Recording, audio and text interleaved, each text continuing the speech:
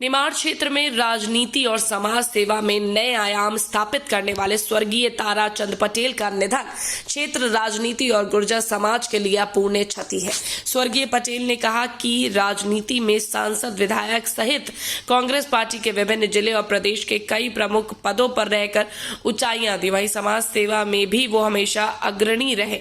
फिजूल खर्ची और नशा मुक्त समाज की परिकल्पना कर उन्होंने समाज के विकास को एक नई दिशा दी। सामूहिक विवाह योजना और दान की परंपरा के वो प्रेरणा थे। व्यर्थ खर्च न कर दान की परंपरा गुर्जर समाज के विकास का आधार बना और गांव-गांव मांगलिक भवन और सनावद बेड़ियों में स्कूल कॉलेज संचालित हुए। स्वर्गीय पटेल समाज के अध्यक्ष होने के साथ साथ शिक्षा स्थानों के संचालक भी थे।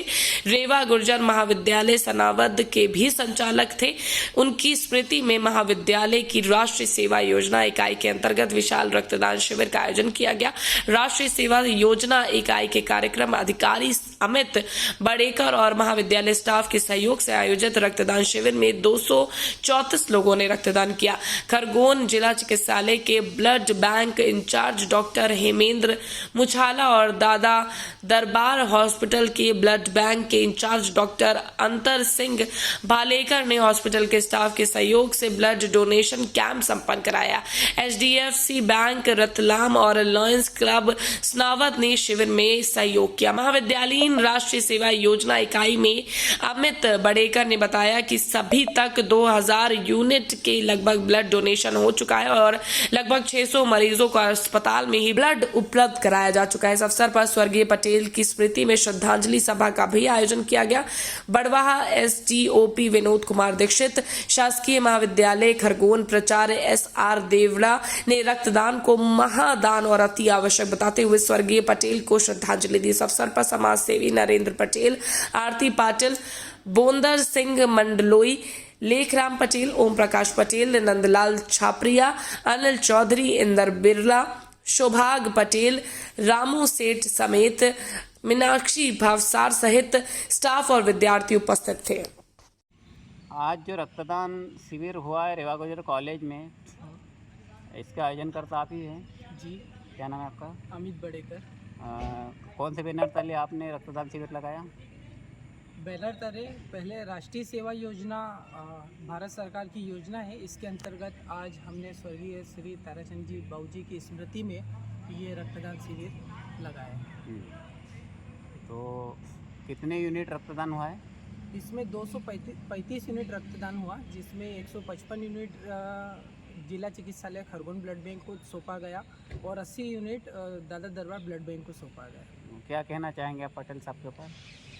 बाबूजी एक ऐसे व्यक्ति थे जो निमाड़ क्षेत्र के लिए सबसे ज़्यादा गौरव पुरुष और लौह पुरुष माने जाते हैं और उनके आशीर्वाद से आज रेवा गुर्जर ने इतना बड़ा आंकड़ा पर कैंप लगाया और मैं उम्मीद करता हूँ हमारे क्षेत्रवासियों से कि रक्तदान के महत्व को समझे और ज़रूरत पड़ने पर रक्तदान करें। क्या नाम है आपका? नंदलाल छापरिया। जो ताराचंद जी पटेल जिनका भी विगत दिनों स्वर्गवास हुआ है जी, उनको लेकर आप क्या कहना चाहेंगे?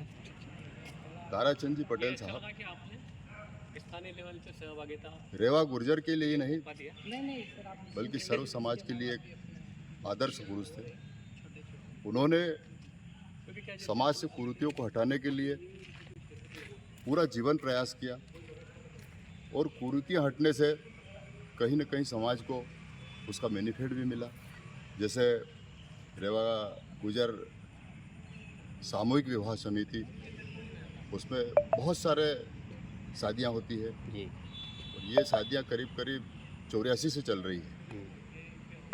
तो लगभग मध्य प्रदेश शासन ने भी पटेल साहब का अनुसरण किया और ये सामूहिक शादियाँ पटेल साहब के नेतृत्व में मध्य प्रदेश सरकार ने भी चलाई और उसका लोगों को आज फ़ायदा मिल रहा है। पटेल साहब ने मृत्यु भोज पर भी लोगों को गांव-गांव जाकर बताया कि भाई कम से कम खर्च में आप काम करो, घर से भी अगर आप शादियां कर रहे हो तो कम खर्च में करो और जो पैसा बचेगा उससे तुम्हारे बच्चों को पढ़ाओ।